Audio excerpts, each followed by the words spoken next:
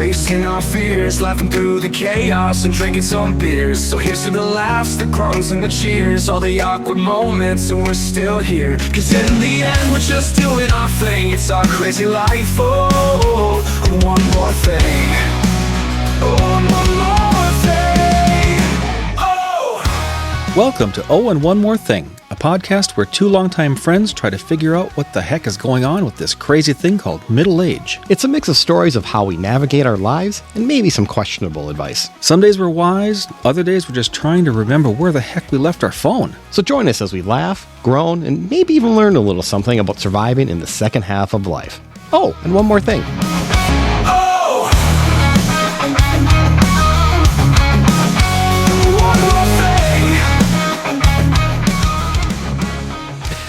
I'm Rob, and come on down to Oh and One More Thing. Hey, I'm Brian. It's that time again. You know, our weekly time together shooting the shit. Love it. What's new since I saw you last? What's new? Well, so my wife and I had our 10-year anniversary. 10 years? Yes. Isn't that crazy? Congratulations. Thanks. And went out to dinner. We go to this really nice steak restaurant in downtown Wayzata called Gianni's. I've heard of it. That's the one time a year I get a bottle of wine.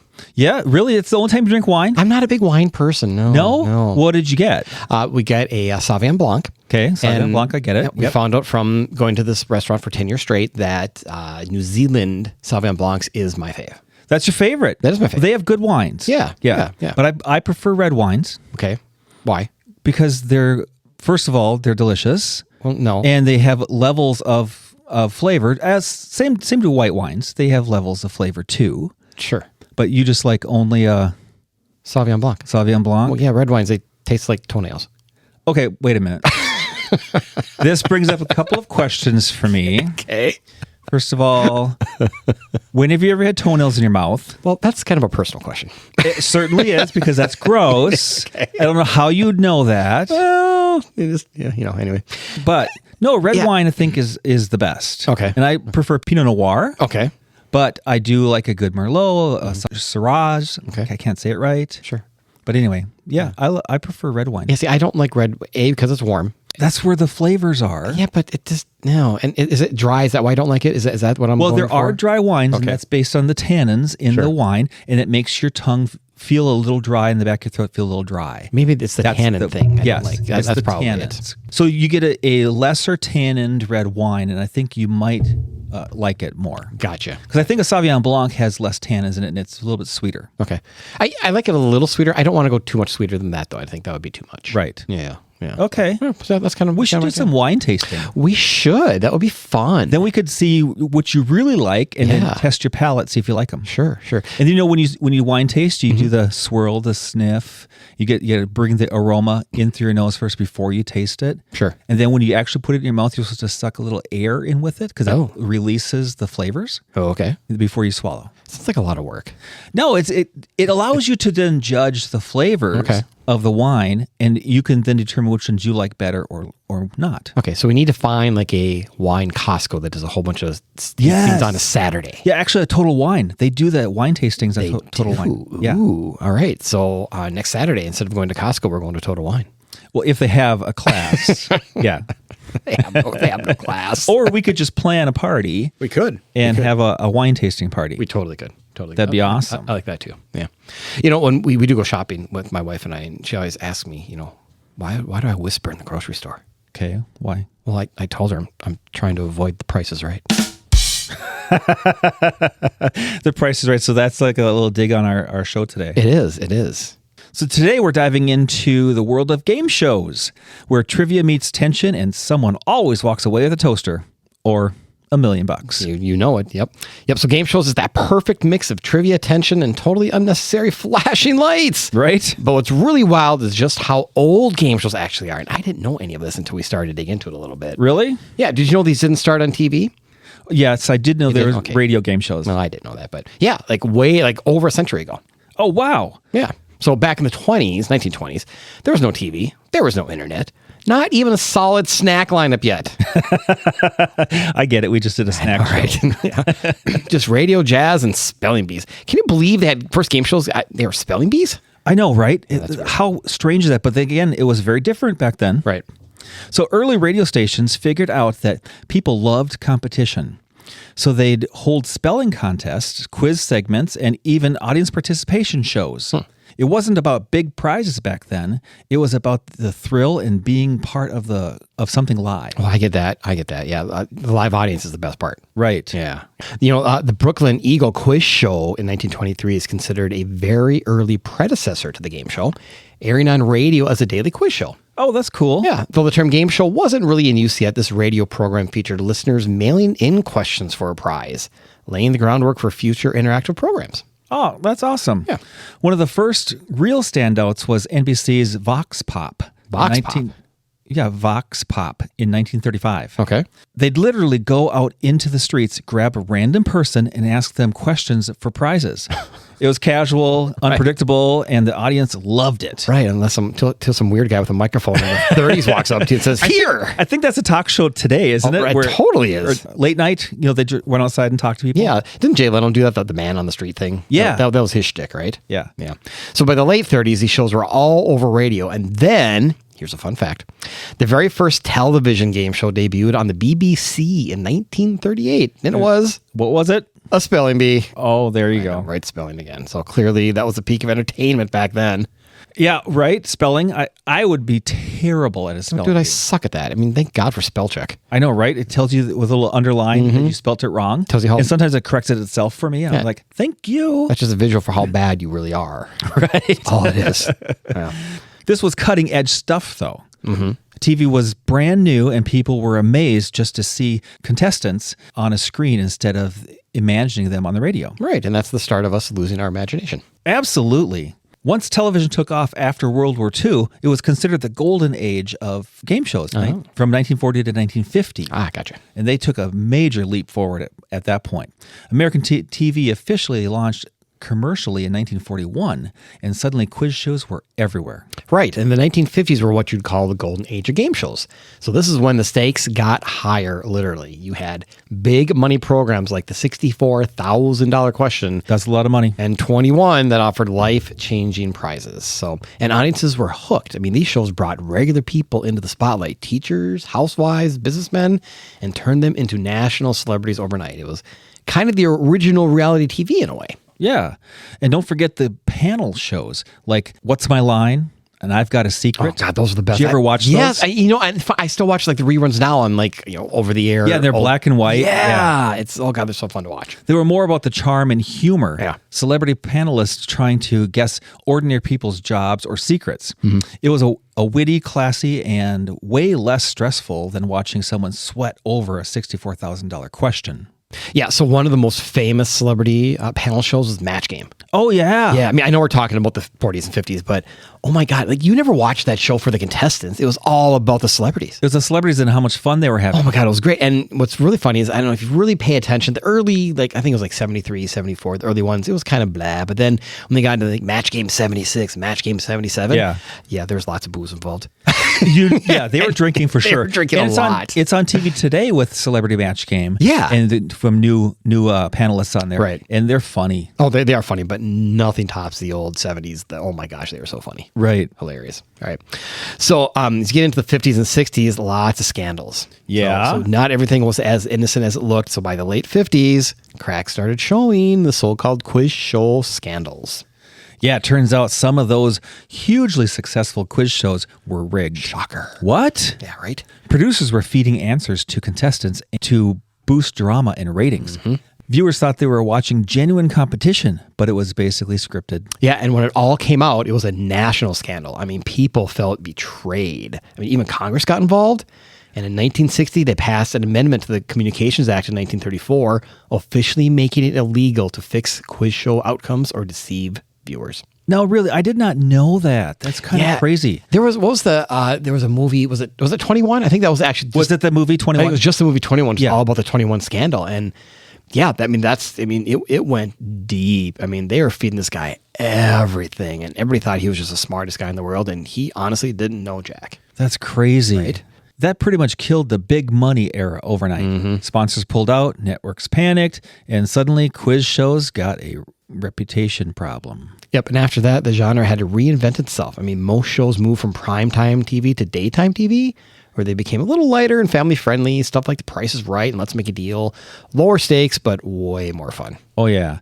So is that the thing? You can be more casual on daytime TV than you can be on primetime? I think so. I mean, because the viewership isn't nearly as much. And really, as a kid, the only time you ever watch it is when you're home from school. Okay. I mean, I remember or that. you stay home sick, you get to watch Price is Price Right. is Right, right. Price is Right, 10 o'clock. Every time you're sick. And I work from home. You think I could have Price is Right on every day? I Right. don't. No, never do. Why don't I? I don't know. It's the best. I'm going to watch it tomorrow. I think you should. All right. So fast forward a few decades, by the 70s and the 80s, the game shows had survived, but they got a serious upgrade. Okay. So some of the more popular game shows, well, we've already talked about The Price is Right, which was the main host was Bob Barker, now Drew Carey, but the actual original host was Bill Cullen when it premiered in 1956.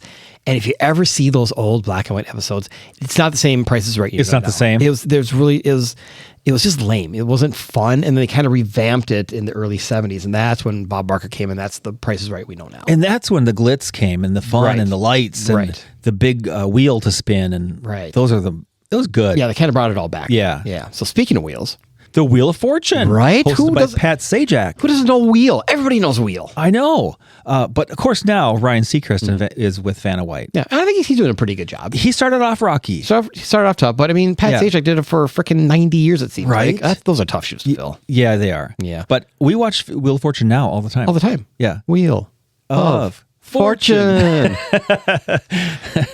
How about Jeopardy? Mm-hmm. Hosted by the late Alex Trebek. And now by Ken Jennings, And I one of think the biggest winners. I think Ken does a pretty good job. I think so. Yeah. I don't watch it that often, but when I do watch it, and if I can actually answer a question, I feel pretty good about myself. Do you know what other classic game show that Alex Trebek hosted? No, what's that? Well, yeah, he's hosted quite a few, but because I see this on reruns all the time, Classic Concentration. Oh, what Remember is that? Where they have the panels up there. Like, there's like 25 panels, and there's two matches. Two of the numbers match. You have to Okay. find them, and then you win Okay. the prize. And the bonus game was unique about that show in the late 80s. Was the bonus game was 15 numbers. You had like 30 seconds, and they were always cars. Okay. They had 8 cars in their studio, and you had to match 7 of the 8. And if you match all 7 in 30 seconds or 40 seconds, whatever, you won the last car you matched. Wow. So they're always giving away cars. That's cool. Funny that show didn't last very long. Really? I think the budget kind of got a little blown. So also one of the most famous ones, Family Feud, hosted by Richard Dawson. Yeah. But remember Richard Dawson? And now Steve Harvey. And remember how Richard Dawson used to kiss every woman On the lips. on the lips? Oh my gosh. It was now today, of course, that's gross. Oh yeah, right. But it's creepy. It's way creepy. But now Steve Harvey, and he doesn't kiss him on the lips, but some of the topics, man. I know they're kind of crazy, right? He's funny. little out I there. like Steve Harvey. Right? He is funny though. He has good humor. How about Press Your Luck? Oh, I love Press Your Luck. Yeah, you don't want to forget that one. No. And I don't even know what the show was about, really, but all I remember is no whammies. Yeah, remember the host on that one? No, I don't. Peter Tamarkin. Oh my gosh, Peter Tamarkin. I don't Yeah. even remember that. He's no. he's a one and done. Unfortunately, he passed away by 15 years ago. But yeah, huge scandal on that one. I think we'll get to that in a little bit. But yeah, huge Press Your Luck scandal. Yeah, we're going to talk about some scandals coming up here. Yep.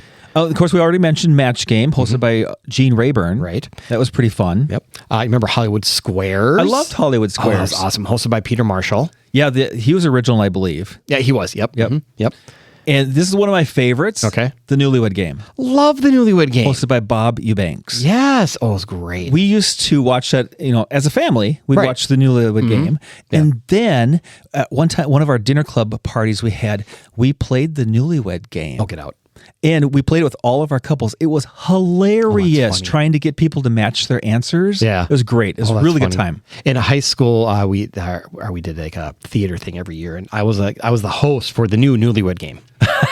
I was the Bob Eubanks. Nice. Right? In high school. I love it. Yeah, it was awesome. Yeah, and then of course you can't forget Love Connection with Chuck Woolery. Oh, I love that. Yeah, do you remember his phrase? Yep. We'll be back in 2 and 2. 2 and 2. Yep, signaling the show will return in 2 minutes and 2 seconds after a commercial break. Yep, that's right. Yep, And that would be a good place to take a break right now and talk about Spring Green. So we'll be back at 2 and 2. Look at how you did that. I love it. Okay, so today's topic, we're going to talk about, do you need a full lawn care program?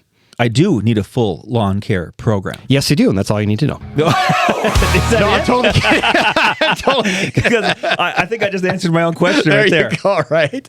So honestly, yes, you do. I mean, the big point of a full lawn care program, so our program is set up, we're there about every 4 to 6 weeks on average. And the key to it is you want to have consistent feeding of the lawn on a regular basis. But the bigger thing is the weed control. Okay. So the weeds, broadleaf weeds, you can only, so dandelions, clover, creeping Charlie, all your leafy weeds, you can only kill them on contact with the weed control as they're actively growing. Like you can't prevent those from coming in the yard. Because they're growing from underneath from a root system. Well, they're coming from the root system, but they also blow in from your neighbors or from the Right. weather or whatever. So, but you can't prevent them. The thicker you get your turf, the more you feed it, the thicker you get that grass, the harder it is for those weeds to get in there and take hold. It makes sense. So that's why you want to have those regular feedings. But yeah, the main part of that is you want to make sure that we're there on a regular basis to take care of those weeds for you. So I know a lot of folks, they only want to do 2 or 3 visits at a time, which is great, but it's not going to do a whole heck of a lot for your yard. So if you're going to invest in your yard, do the full program. Okay, I love it. There you go. So before we go too much further on game shows, weren't you once on a game show, Rob? As a matter of fact, Brian, I was on a little show called The Price is Right back in the day. You were. Yeah, I was.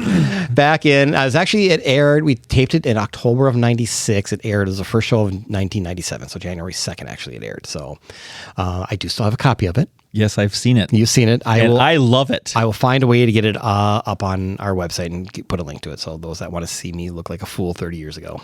Okay, that would be nice. Yeah. You don't have to do that, but Yeah. you were sporting the jorts. I was sorting the shorts with I think I was wearing some sort of boots too. Yeah, boots and- I was yeah, styling, dude. it was amazing. I was awesome, yeah. But it was kind of fun though to watch the whole process. So when you get there in the morning, so they tape in California and in Hollywood, the CBS studios, which they just got rid of, but so they do 2 tapings a day, and we got there at 8 in the morning, hoping we get into the noon taping. We just missed it. And you and Marianne. Yes, me and my mother. And so we just missed the early taping, so we were first in line for the afternoon taping, like at 5. So we literally sat outside on benches for like 9 hours. They probably picked you ahead of time and said, No, so he's been waiting here for a long time. I'm going to get to that. So it's the process is because a lot of people don't know how this whole thing works. No, They think you I just don't show know up how it works. Yeah, so it's super interesting. So you wait all day on these outside benches, and then they come, they put your numerical order from when you showed up. So 1 through however, that's like 300 people, however many in the audience. And they give you your name tag, and it's your legal full name. So I was Robert on the show, not Rob. I asked if I could be Rob. Nope, legal name. Got to be Robert. Got to be Robert. So they give you your name tag, and then they take you in groups of 10. Right before you go into the studio, they take you in groups of 10 in front of the producers.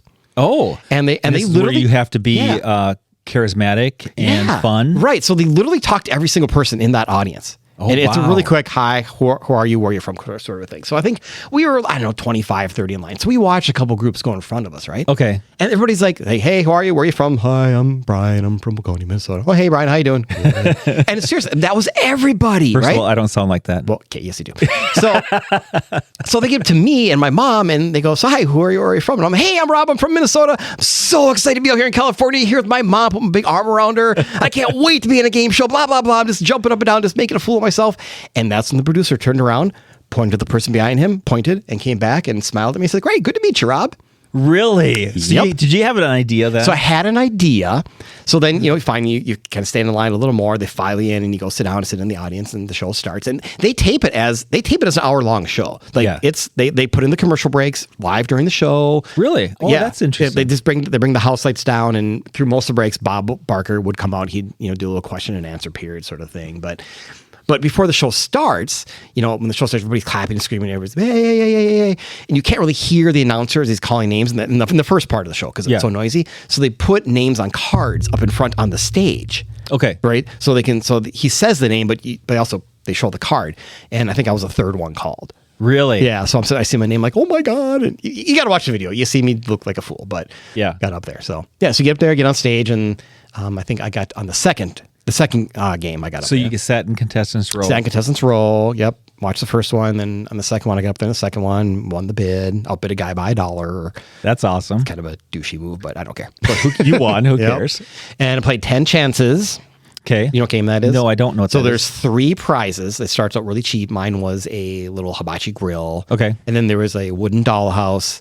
And then the third prize was a car. Yeah. a Mercury Grand Marquis. Nice. Right? You have to, so they give you, like the first one, the grill, they give you 3 numbers, and 2 of the numbers are the price of the grill, right? Okay, So I think, sure. I think it was a 3, a 7, and a 0. So I break down $70. He hits the button, it drops, I win the grill. Okay. First You're shot. excited. First this shot. time. Right? Super excited.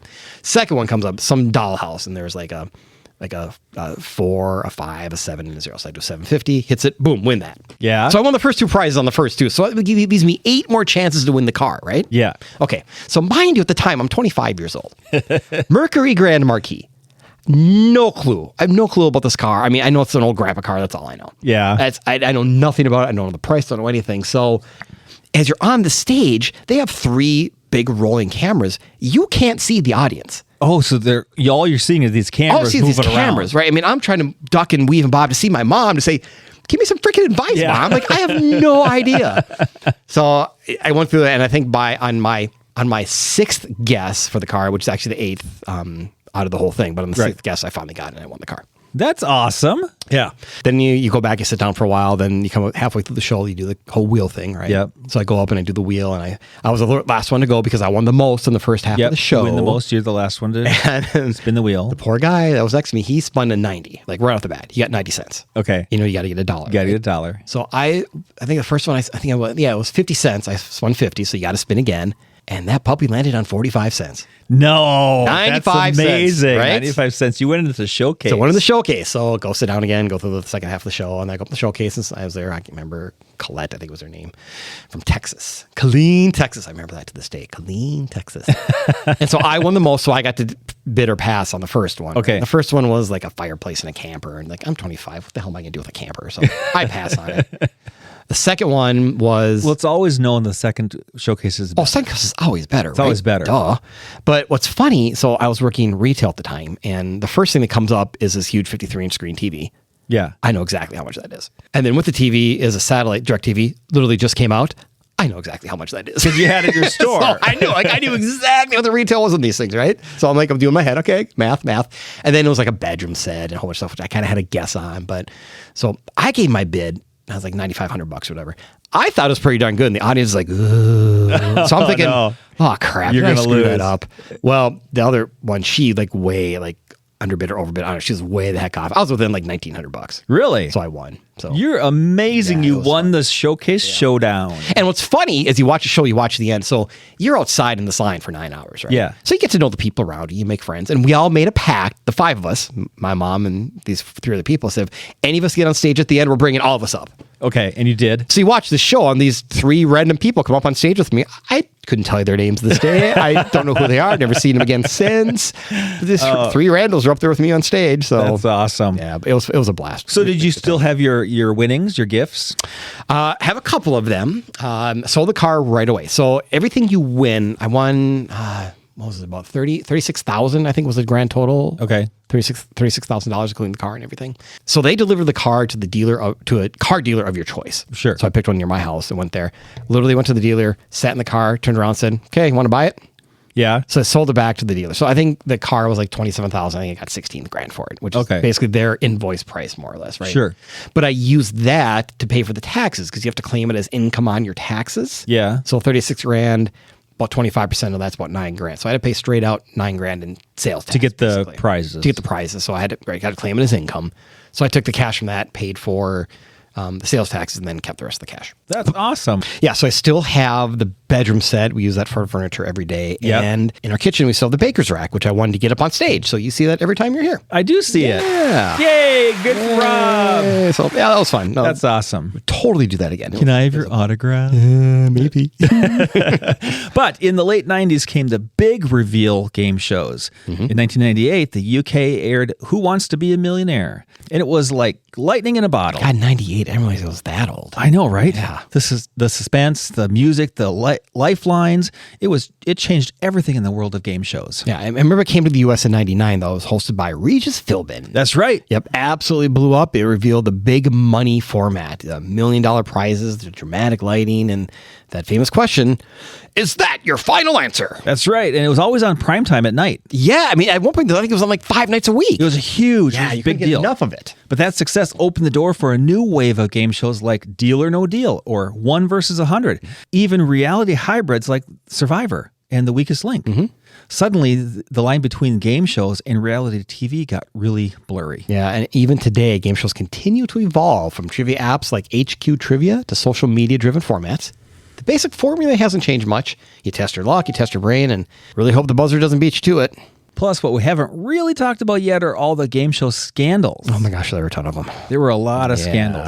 1959, 21, Rigged is exposed. Yes, it is. From 1956 to 57, Charles Van Doren captivated audiences for 14 weeks on NBC's quiz show 21, accumulating $129,000 in winnings. My God, I didn't realize that's 14 weeks. That's a long time. It's a long time. Yeah. However, other contestants alleged the program was rigged. In 1959, Van Doren confessed to congressional investigators that producers had supplied him with the answers and coached him on his performances, as reported by the New York Times. Wow. He subsequently pleaded guilty to second-degree perjury for lying to the Manhattan grand jury about the deception and receiving a suspended sentence. Van Doren also lost his position as a Columbia instructor. Amidst the scandal, he expressed deep regret, stating, "I would give almost anything I have to reverse the course of my life in the last 3 years." This event later inspired the 1994 film Quiz Show. Oh, that's what it was. It wasn't 21. It was Quiz Show based on the show 21. Sure, Okay. sure. Yeah, that's a great movie. Yeah, if you haven't seen that, have you seen that? I don't think I've seen it. Oh, yeah, seriously, I check it out. It's a great movie. It really goes over the scandal in great detail, and it's amazing that how much they got away with. And So, of course, we don't remember anything about the scandal. Oh, God, no. We Before our weren't- time, yeah, but we I weren't- really want to watch the show Yeah. because it seems very interesting to me. it's super interesting, and that really explains why game shows aren't rigged today. Like why there's so much scrutiny behind the scenes of the actual prizes, what you have to give away, what you have to win. Like they're so tenacious about it, and this is why. So yeah. So in 1978, I vaguely remember this one. The dating game host killer Rodney Alcala. I remember hearing about it. I remember hearing about this. So Rodney Alcala, known as the dating game killer, appeared on the syndicated dating game show in 1978 during his killing spree. Ugh. This period is depicted in the recent Netflix film Woman of the Hour. Oh, I watched that. I remember that now. I watched that. Did you watch it? I didn't watch that. That's a great movie. Okay. Yeah. So Alcala was apprehended and received a death sentence in 2010 for the murders of one child and 4 women, as reported by ABC News. He later admitted guilt to the murders of 2 additional women and was suspected in other killings. Alcala died in 2021 while on California's death row. Oh, wow. Yeah, I remember watching the dating game. Oh, yeah. Yeah, it was very 70s flowers. Oh, my God, it was great. Yeah. The big kiss at the end. Mwah! It's the best. In 1984, Michael Larson finds the key to Press Your Luck. Oh, I remember this one.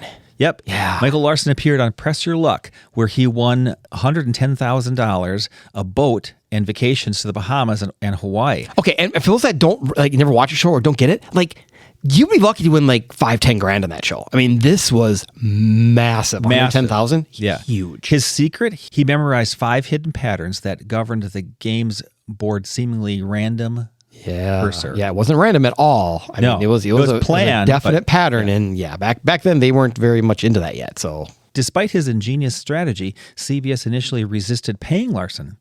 Michael Brockman, then head of CBS daytime programming, recalled in a 2019 interview with The Hollywood Reporter that the network's standards and practices department suspected cheating. Brockman, however, countered, how did he cheat? He beat the system. CBS ultimately relented and paid Larson his winnings. well, yeah, I mean, they pretty much had to. I mean, he didn't cheat. He didn't. He just memorized. He found the key to their secret. Right. And that's not cheating. And if they can't have a random Right.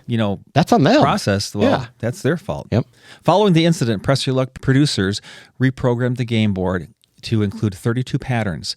Larson later died in 1999 from throat cancer, at which point he was reportedly being sought by the SEC, IRS, and the FBI in connection with the fraudulent multi-level marketing scheme. Wow. Everybody was after him. Yeah. It's funny. So way back when Game Show Network was in its early days, this is like the first like original program they did. They did like an hour-long thing, or probably longer than that, on this guy.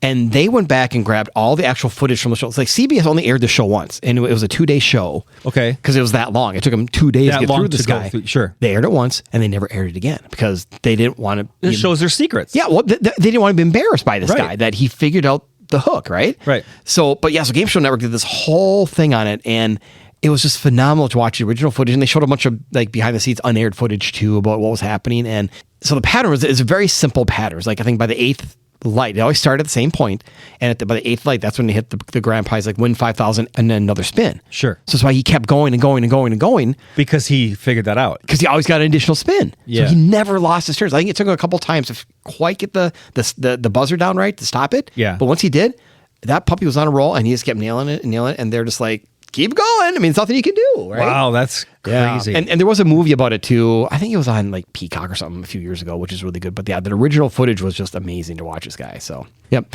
So back in 2001, Charles Ingram is declared a millionaire cheater. Oh, no. Yeah. So in 2001, Charles Ingram, a contestant on the UK version of Who Wants to Be a Millionaire.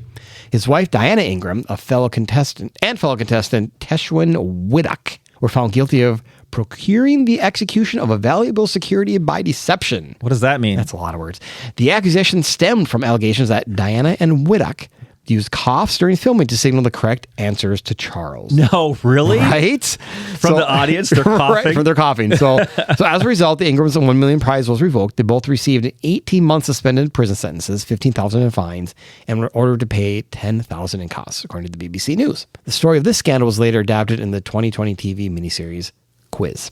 No, I haven't seen that either. I think I want to watch all of these shows now. You know what's funny? I have a game show in the back of my mind. I kind of remember watching this movie too. Yeah. I mean, 2020, there was a lot to do during 2020. So if something new came out, like we were so on You it. probably watched it. Well, what else is there to do? I mean, you can only stare at each other for so long. So let's watch something new. This looks good. So that's what we did. In 2008, a perfect Price is Right bid raises suspicions. Ooh, near and dear to my heart. Price is Right. Price is Right. Yeah. In a memorable 2008 episode of The Price is Right, host Drew Carey was visibly unenthused when contestant Terry Neese made history with the show's first ever perfect Showcase Showdown bid of $23,743. What? Carey initially suspected Neese of cheating, as he later revealed to Esquire in 2010. Okay. However, Neese clarified to the magazine that his success was the result of months of studying episodes and memorizing price values. He explained that $23,000 was his calculated bid for the showcase, and the adjusted $743 came from his personal PIN number. A combination of his wedding date and his wife's birthday. That seems like a legit story. So It seems a little false. So despite Neese's explanation, Carey believed the contestant was assisted by Ted Slauson, a superfan known for memorizing prize values and signaling correct answers to contestants, a practice that dated back to the Bob Barker era. Slauson's motivation was simply the enjoyment of seeing contestants win. While Neese was ultimately allowed to keep his prizes, Slauson reportedly faced a ban from future tapings. Shocker. Right? Their intriguing story is chronicled in the 2017 documentary Perfect Bid, The Contestant Who Knew Too Much. Okay, I've seen this one too. Yeah, I've seen this. It's a documentary, and it's actually quite fascinating. It's really to watch. good, yeah. So following this incident, the Price is Right producers have adjusted gameplay to prevent viewers from memorizing prizes.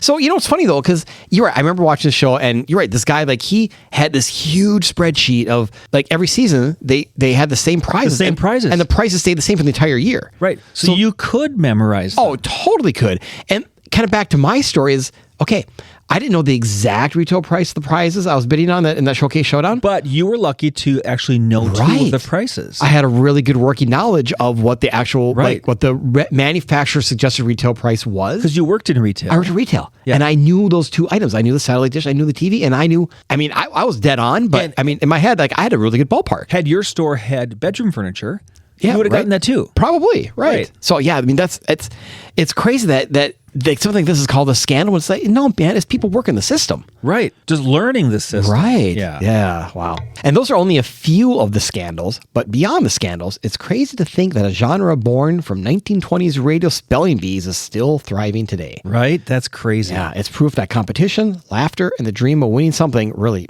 anything, never gets old. It doesn't. I always want to win something. Right? You got to, play to win though. Of course, I'd have to play first, right? Like lottery and However, scratch offs. if I remember, pull tabs. I did win the trivia contest against you. This is never going to die. Never going to die. Don't you have some tag to read here at the end? Let me read it. Okay. As always, please follow us on the socials at Oh, and One More Thing Pod on Facebook and Instagram for highlights and news of our upcoming shows. And if you have a show idea for us or just want to give us some feedback or just want to say hi, we'd love to say hi to you.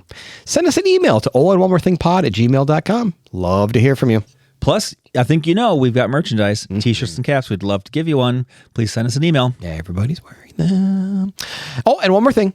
Whether it's for bragging rights, a car, or $1 million, game shows have always been about giving everyday people their moment in the spotlight. And that's why, even after 100 years, we're still tuning in. Cool. All right. Bye. Bye, everyone. I think we should both go on a game show together. Oh, totally.